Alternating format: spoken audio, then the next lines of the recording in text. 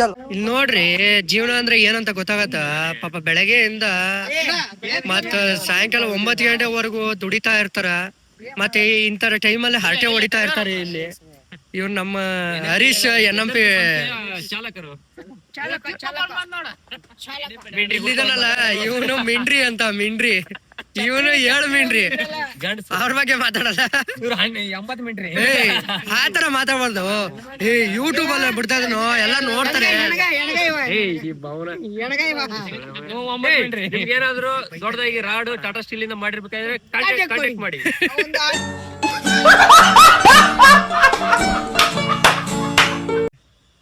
ಬೆಳಗ್ಗೆಯಿಂದ ದುಡಿತಾ ಇರ್ತೀಯಲ್ಲ, ಈಗ ದುಡ್ದಿದ್ ದುಡ್ಡು ನೀ ಏನ್ ಮಾಡ್ತೀಯ? ಯಾವಾಗ್ಲೂ ರೊಕ್ಕ ರೊಕ್ಕ ಅಂತ ಸಾಯ್ತೀಯಲ್ಲ. ಮಟ್ಗ ಬೆಟ್ಟಿಂಗ್ ಜೂ ಎಲ್ಲ ಆಡೋದು, ಮಕ್ಕಳ ಚಂದ ಪಾರ್ಟ್ ಟೈಮ್ ಜಾಬ್ ಅಂತ ಅದಕ್ಕೆ ಬಿಡ್ತೇವೆ ನಾವು ಫಸ್ಟ್.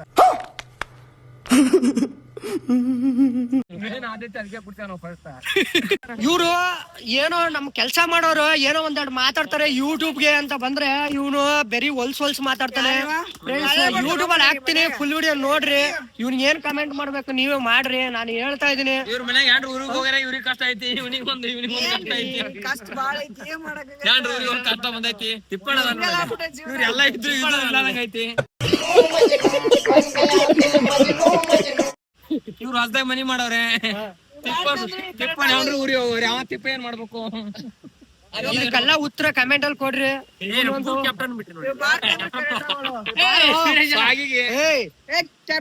ರೊಕ್ಕ ಕೇಳಲ್ಲ ಬಾರು. ಇದು 30 ವರ್ಷಗಳ ಕಾಲ ಇಲ್ಲೇ ಕೆಲಸವನ್ನು ಪೂರೈಸಿ ಇನ್ನೇನು ಕೆಲವು ದಿನಗಳ ನಂತರ ರಿಟೈರ್ಮೆಂಟ್ ಕೊಡ್ತಾ ಇದಾರೆ. ಇದ್ರ ಬಗ್ಗೆ ನೀವು ಏನ್ ಹೇಳ್ತೀರಾ ಸಾಜಿಂಗ್ ಅವ್ರೆ? ಮುಂಚೆ ಗಾರ್ಮೆಂಟ್ಸ್ ಹೋಗ್ತಿದ್ರು ಅಂತ, ಈಗ ನಮ್ಮ ನಂದಿನಿ ಮಿಲ್ಕ್ ಪ್ರಾಡಕ್ಟ್ ವತಿಯಿಂದ ಇವರಿಗೆ ಒಂದು ಸನ್ಮಾನ ಕಾರ್ಯಕ್ರಮ 31ನೇ ತಾರೀಕು ಇಟ್ಕೊಂಡಿದೀವಿ. ಎಲ್ಲಾರು ಫೋನ್ ಪೇ 500 ರೂಪಾಯಿ ಮಾಡ್ರಿ.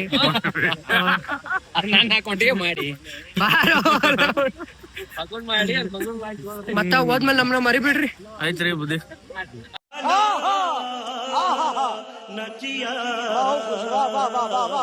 ಡ್ಯೂಟಿ ಮುಗಿಸ್ಕೊಂಡು 1 ಗಂಟೆಗೆ ಇವಾಗ ಎಲ್ರು ಊಟಕ್ಕೆ ಹೋಗ್ತಾ ಇದೀವಿ.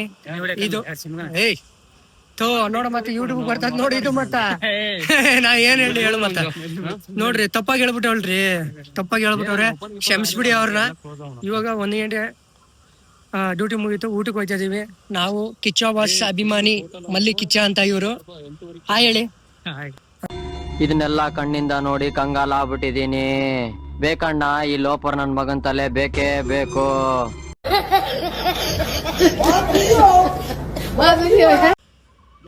ಫ್ರೆಂಡ್ಸ್, ಇವಾಗ ಡ್ಯೂಟಿ ಮುಗಿಸ್ಕೊಂಡ್ ಬಂದ್ವಿ. ನಮ್ಮ ಹರೀಶ್ ಅವರು ಕೂತಿದ್ರು, ಮತ್ತೆ ನಮ್ಮ ಈರಣ್ಣ ಅವರು. ಅಣ್ಣ ಏನ್ ಹೇಳಕ್ಕೆ ಇಷ್ಟಪಡ್ತೀನಿ ನಮ್ಮ ಸಬ್ಸ್ಕ್ರೈಬರ್ಗ? ಈ ಎಲ್ಲ ನಮ್ಮನ್ನ ಹೇಳ್ತಾರೆ, ಕೇಳಿ. ನಾವೇನು ಹೇಳಲ್ಲ. NMP ರೈಟ್ರು ಚೇತನ್ ಸರ್ ಅಂತ ಎಲ್ಲ ಈರಣ್ಣನೇ ಹೇಳೋದು. ಈರಣ್ಣವ್ರೆ, ಇವಾಗ ಸುಮಾರು ಜನ ಹೇಳ್ತಾ ಇದ್ರು ನಮ್ಮ NMP ಹುಡುಗರು, ಈರಣ್ಣ ತುಂಬಾ ಚೆನ್ನಾಗಿ ಮಾತಾಡ್ತಾರೆ, ಅವ್ರ ಹತ್ರ ಒಂದು ವಿಡಿಯೋ ಮಾಡಿ ಅಂತ ಹೇಳಿದಾರೆ. ಇವಾಗ ನಮ್ ಮಧ್ಯಾಹ್ನ ಹೇಳಿದ್ರಲ್ಲ, ಏನೋ ಒಂದೆರಡು ಮಾತಾಡ್ರಿ. ಅಭಿಮಾನಿಗಳ ಕೋರಿಕೆಯಿಂದ ಎಲ್ಲ ಒಟ್ಟು ಅಣ್ಣವ್ರ ಮೇಲೆ ಎತ್ತಾಕ್ಬಿಡ. ನಮ್ ಸ್ಥಿತಿ ಹೆಂಗ್ ಆಗ್ಬಿಟ್ಟದೆ ಅಂದ್ರೆ ಗೋವಿಂದಪ್ಪ, ಯಾವ್ದೋ ಒಂದ್ ದಿಕ್ಕಿಲ್ದಲ್ಲಿರೋ ಎಣವರಕ್ ಹೋಯ್ತೀವಿ ಅಂತ ತಿಳ್ಕೊ. ಅದಕ್ ಸಹಿತ ನಾವೇನಾರ ಒತ್ಕೊಂಡ್ಬಿಟ್ಟಿದೀವಿ ಅಂತ ಗೊತ್ತಾಗ್ಬಿಟ್ರೆ ಆಕಾಶಕ್ಕೆ ಹಂಗೆ ಪುರ್ರ ನಂಗೆ ಆರುಂಟೋಯ್ತದೆ ಕಡೆ.